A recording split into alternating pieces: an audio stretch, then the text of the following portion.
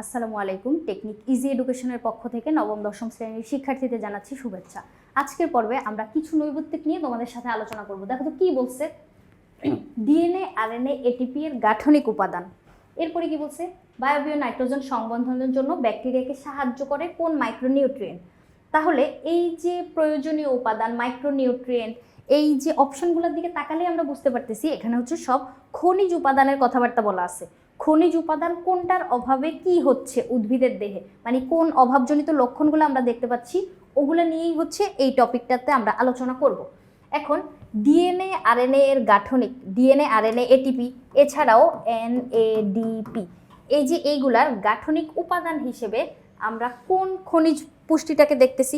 দেখো তো এইদিকে তাকাও, ডিএনএ আরএনএ এনএডিপি এটিপি এগুলো তৈরির জন্য এবং মূল বৃদ্ধি করার জন্য আমরা ফসফরাস উপাদানটাকে দেখতেছি। তাহলে এই জায়গাটায় দেখো, ফসফরাস মলিবডেনাম কি করতেছে, অণুজীব দিয়ে বায়বীয় নাইট্রোজেন সংবন্ধন করতেছে। এই যে খনিজ উপাদানগুলোর কাজ, এগুলো দিয়েই আমরা আজকের যে টাইপটা ওইখানের এমসিকিউগুলো সব সমাধান করব। এখন এই জায়গাটায় দেখো তো ফসফরাস কি করলো, ফসফরাস হচ্ছে আমাদের এই যে ডিএনএ আরএনএ আর এটিপি এনএডিপিএইচ এগুলার গাঠনিক উপাদান হিসেবে কাজ করতেছে, মানে ফসফরাস এই কাজটা করে।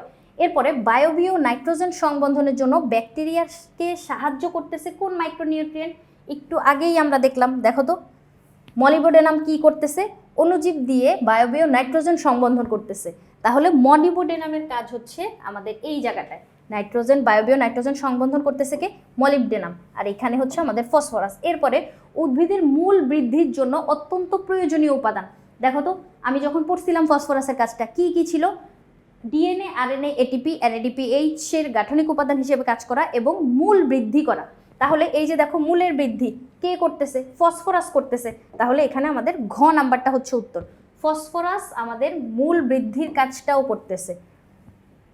এরপরে আসো, সালোক সংশ্লেষণের পরিমাণ বেশি মাত্রায় কমে যেতে দেখা যায় কোনটির অভাবে। সালোক সংশ্লেষণের পরিমাণ বেশি মাত্রায় কমে যেতে, ঠিক আছে, এই জায়গাটায় আসো আমরা আরও কিছু অভাবে কি হয় এগুলা দেখি।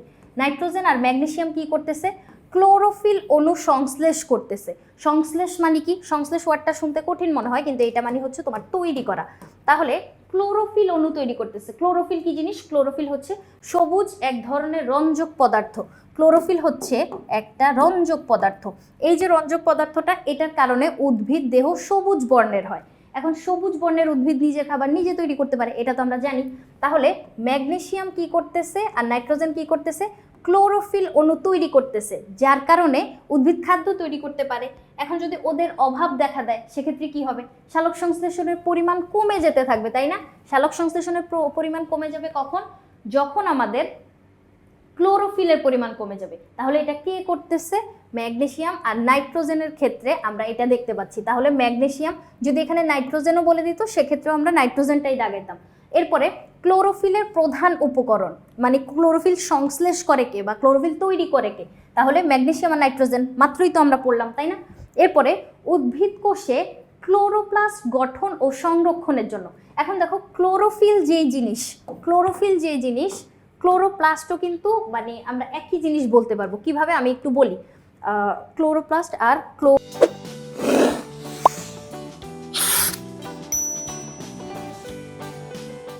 ক্লোরোফিল, এই যে ক্লোরোফিলটা, এই রঞ্জক পদার্থটা থাকেই হচ্ছে তোমার ক্লোরোপ্লাস্টের ভিতরে। প্লাস্টিড তিন ধরনের, ক্লোরোপ্লাস্ট, ক্রোমোপ্লাস্ট আর লিউকোপ্লাস্ট, এই তিন ধরনের প্লাস্টিড আছে, যার ভিতরে এই যে একটা প্রকারভেদ হচ্ছে আমাদের ক্লোরোপ্লাস্ট। এখানে তোমার ক্লোরোফিল নামক রঞ্জক পদার্থটা থাকে।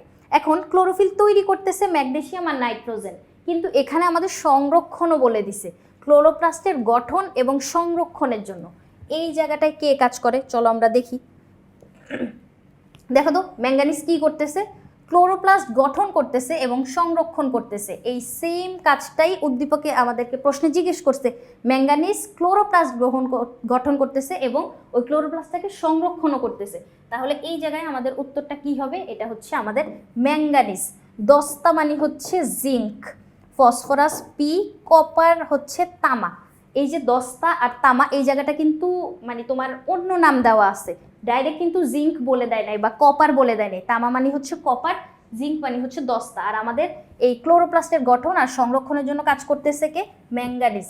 এর পরের প্রশ্নটায় দেখো তো কি বলছে, সুমিষ্ট আখ পেতে জমিতে প্রয়োগ করতে হবে। সুমিষ্ট আখ, এখন আখ আমরা জানি, আখ থেকে আমরা আখের রস বা আখের গুড়, আখের চিনি অনেক কিছু তৈরি করতে পারি।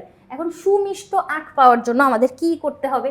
এই জায়গাটায় তাকাও, বোরন কি করে দেখো তো, বোরন চিনি পরিবহন করে। এখন চিনি তো মিষ্টি, যদি চিনি পরিবহন করে সেক্ষেত্রে তুমি বুঝতেই পারতেছো ওই ফসলটা বা ওই উদ্ভিদটা অনেক বেশি মিষ্টি হবে, সুমিষ্ট হবে।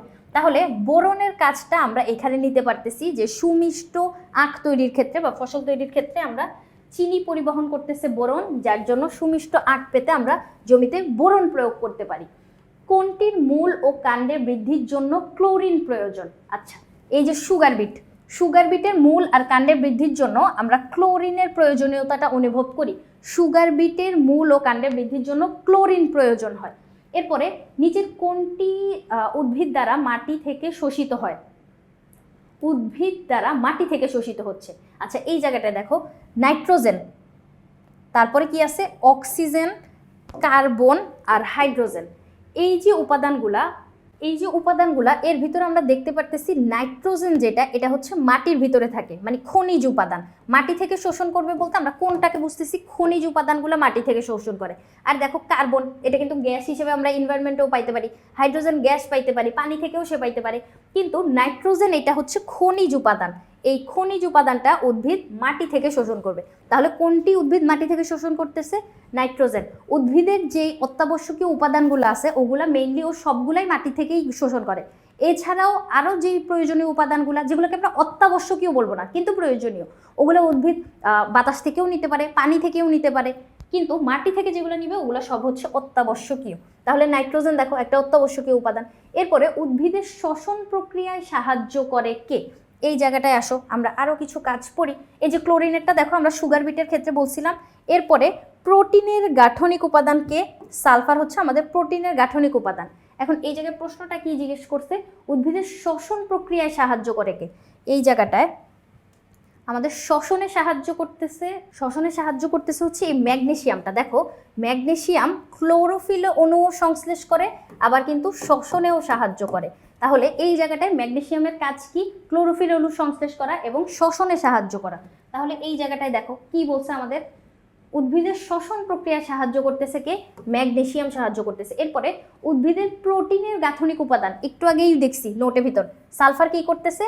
প্রোটিনের গাঠনিক উপাদান হিসেবে কাজ করতেছে। এরপরে সুগার বিটের মূল ও কাণ্ডের বৃদ্ধির জন্য, এরকম একটা প্রশ্ন একটু আগেও ছিল, সুগার বিটের মূল ও কাণ্ডের বৃদ্ধির জন্য ক্লোরিন কাজ করতেছিল। আর ওখানে প্রশ্নটা কীরকম ঘুরে দেওয়া ছিল যে ক্লোরিন কি কাজ করে, বা ক্লোরিন হচ্ছে আমাদের মূল ও কাণ্ড গঠন করে কোন উদ্ভিদের ক্ষেত্রে? সুগার বিটের ক্ষেত্রে।